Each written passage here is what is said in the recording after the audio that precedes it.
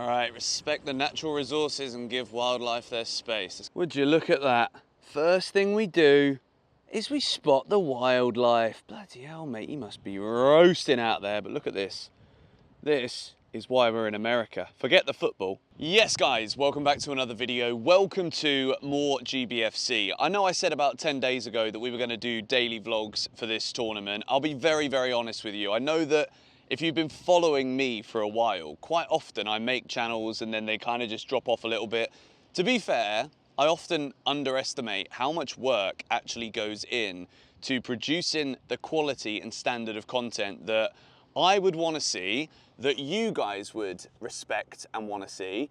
And I've been so busy with stuff, traveling, driving, flying, cancelled flights, delayed flights, diverted flights, like the whole thing has actually made it so difficult to do anything more or other than make like the Chelsea content that I always have to make on GBFC. Even that has been quite a struggle with all of the logistical things. So we're here now, and I'll tell you what, guys, I've kind of screwed up a little bit.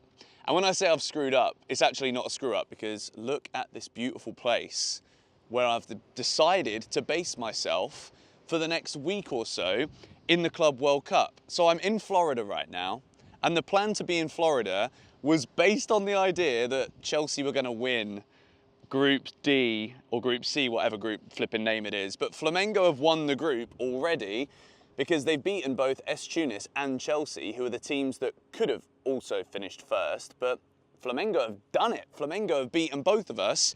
So now Chelsea won't be playing any matches in this tournament in Florida. So the Florida thing was kind of like well, let's be smart and get like holiday vibes, you know. I love the US. I love everywhere in the US that I've ever been. I've not been anywhere that I didn't like. But I was like, okay, we'll get the beaches in Florida. We'll get, you know, swimming pool and all that stuff if we can.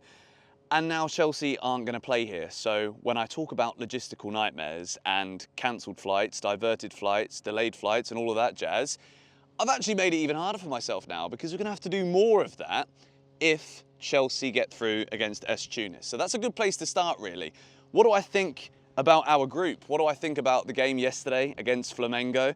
First of all, Flamengo, incredible. I think all of the South American teams, we're going to talk about that here in this more GBFC video today, particularly the South Americans. They are just so up for it in this tournament. There is an energy about them, and it is not just the players that are given 110%, going into every tackle. There's a big ass lizard down there that just crawled off. But it is predominantly the energy that their fans bring. You can see it physically reciprocated from the players for all of the teams. Flamengo yesterday was the first time I've seen it firsthand in the competition. I've obviously watched a few YouTubers videos of the River Plates, the Boca Juniors, and you can see it on the TV. You can see it with all of the television coverage around the stadiums, that the South Americans just do travel in massive, massive numbers, even more so than like a Los Angeles FC, for example, who had about maybe 300, 400 ultras in the game in Atlanta against Chelsea. But these South Americans, we're talking about tens of thousands of them. And Flamengo were just so much better than Chelsea in every single aspect of the game. Goalkeeper, defence, midfield, attack. The intensity of the way that they played beat us, and then Chelsea just couldn't figure out what was necessary in terms of energy levels, and we capitulated. We crumbled under the pressure. And I think that is one of the main reasons why right now the South American clubs have been so dominant. You see Palmeiras, they're top of Group A. You've got Botafogo with back-to-back wins. Like, these guys are absolutely killing it. Botafogo beat Paris Saint-Germain, the European champions. And look, that is no mean feat, because PSG had been beating everybody. Arsenal, Aston Villa, Inter Milan, destroyed in the Champions League final. Atletico Madrid on match day one, absolutely destroyed by PSG. And yet Botafogo, the Brazilians are in town, and it's like PSG aren't quite that team that destroys everybody anymore. It's an incredible result for them. And just defensively as well, these sides know how to defend a lead. I was actually quite surprised yesterday that Boca Juniors conceded that late goal against Bayern Munich. Michael Olise is a world-class footballer. So that is the kind of levels here at the tournament. Boca Juniors, the first team from South America to be beaten in the tournament, and it took a Bayern Munich side, who we know that there's so much quality in that Bayern team, to beat them. So in terms of like, what do I think does this mean moving forward in the tournament? I think what we're dealing with at the moment, and look, I'm in Florida right now, there's going to be quarterfinals and round of 16 games held in Orlando, which is like 100 Fahrenheit right now, 37 degrees, it's mental. Miami's got games. All of this East Coast so far, there's been issues with the weather, lightning strikes, or like supposed lightning strikes are going to happen and we delay the game and then nothing actually happens. But I get it, it's player safety, extreme weather. I'm not saying don't stop the game or don't delay the game just in case, because I wouldn't want to say that and then touch wood, I'm actually touching wood, something bad were to happen. But it's so hot, guys. The players, I don't know how they're coping with this. Obviously, they've got these hydration breaks within the game as well, which is good. It's completely necessary. But it's so hot, and I feel like the South American teams are significantly better equipped because of the climates they play in already in South America, particularly in Brazil. I think there's some of the games in Brazil must be like mid-30s, humid conditions, and they just know how to cope with it. And us Europeans, I'm not making excuses here. This isn't an excuse. It's an explanation. Like, it makes complete sense as to why a Chelsea might struggle. But I also think, in Chelsea's case, we were the architects of our own downfall. I don't necessarily think it was about like, oh, bloody hell, we were out of breath, we're exhausted. It was just purely like the levels of effort that these guys put in. I think the fans must play a part in this, because for South American teams, and I was with a guy yesterday who's Brazilian called Gustavo, and he was talking about how for South American football fans, the Club World Cup is everything to them, because, you know, you've got the Copa Libertadores, you can win that, you can win your National League and whatnot. And it obviously means so much to them, you can see the passion. But as soon as it's a Club World Cup, for them, this is like, right, European football takes a precedence. Everyone thinks, the Champions League, the champions of Europe, like that's the holy grail. And for South Americans, they're like, no, we deserve to be on this same platform. So to me, watching the way that they treat this tournament and seeing how the players have played and the fans have shown up in tens of thousands of numbers, yeah, okay, it's closer than it is in Europe, but still, even in the World Cup, no matter where, if it's in South Korea, Japan, Brazil, Argentina, Peru, Paraguay, Uruguay, Bolivia, all of them, Colombia, they all show up in numbers every single tournament. And I think I've learned so far from this tournament not to underestimate the quality of football on show. And I think it's predominantly the unity and togetherness that teams are showcasing during this tournament so far, that every single man out there, particularly for Flamingo yesterday, watching it in the flesh, these guys don't run out of energy.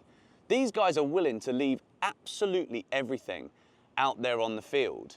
And I think that should be the benchmark for the amount of effort and energy that needs to go into every team trying to win this tournament. I think it's incredible. Some of the games that we've seen, Mamelodi Sundowns yesterday, losing 4-3 against Borussia Dortmund. What an incredible game of football that was. We've seen a 10-0. We've seen flipping Benfica win 6-0 against Auckland City. But like Auckland City, a lot of them aren't even professional footballers.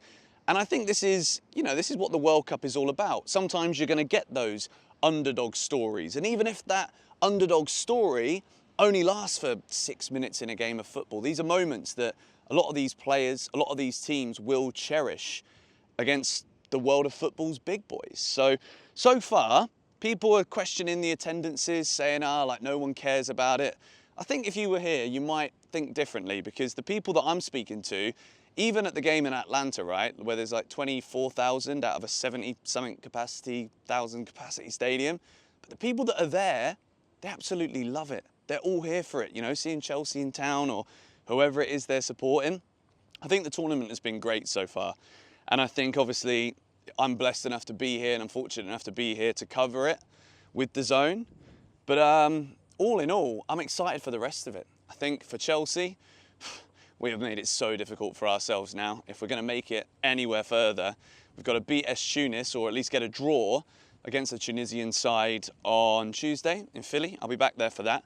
And then after that, it's probably Bayern Munich, because I think they'll beat Benfica. I don't think Benfica have been anything special, even with that 6-0 win against Auckland City, but they're a bunch of semi-pros, no disrespect. But Bayern Munich, if you get through that, then it's probably PSG, because PSG are likely to finish second in their group. So Chelsea are going to have to do it the hard way. But we asked for that by not showing up in that second half against Flamengo. I thought the first half Chelsea were good, but in the second half, it was that Flamengo energy, and I think that Brazilian crowd, once they got behind them and they got that first goal, Chelsea just crumbled. It was loud, it was electric in there yesterday. But anyway, I just wanted to update you guys on my thoughts currently on the Club World Cup. Sorry that I've not been able to keep up with the vlogs, but I'm in Florida now right until the end of the tournament, and I'll be flying to maybe 1 or 2 more games after the group ends. But from now, we'll be able to do these vlogs because I'm not doing flipping long drives up through multiple states. So we should be good from this point on. If you enjoyed this one, let me know by smacking a like on it. And subscribe to more GBFC, because even if the Club World Cup stuff isn't as frequent as I would have liked, come the start of the Premier League season, I am going to be going in on this YouTube channel, because I want more GBFC to not just be like the thing that I kind of care about when I feel like it. I want it to be as big as GBFC. That's my goal. So yeah, subscribe if you want to be a part of that journey. Thanks for all the support on this channel over the last couple of months towards the end of the season. We've grown it to what, 8K subscribers now? Let's see where we can go with this. Thanks for watching. I'll see you all later.